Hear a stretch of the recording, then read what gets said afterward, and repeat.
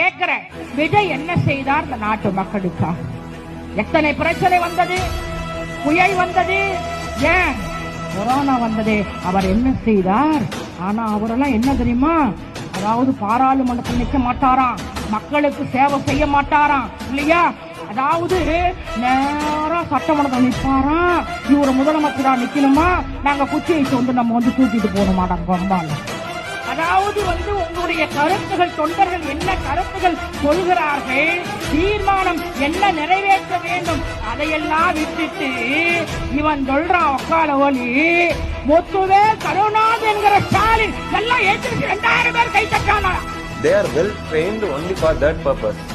அப்படிங்கிற மாதிரியே பயிற்சி கொடுக்கப்பட்டு வளர்க்கப்பட்டு அதுக்குன்னே பயன்படுத்தப்படக்கூடிய சிவாஜி கிருஷ்ணமூர்த்தி இப்ப இன்னைக்கு இனிமே சோசியல் மீடியால சிவாஜி கிருஷ்ணமூர்த்தியா நானா தோடி போட்டு பாத்துடலாமா தோடி அப்படிங்கிற மாதிரி களம் இறங்கி இருக்கிறார்கள் சேலம் சுஜாதா.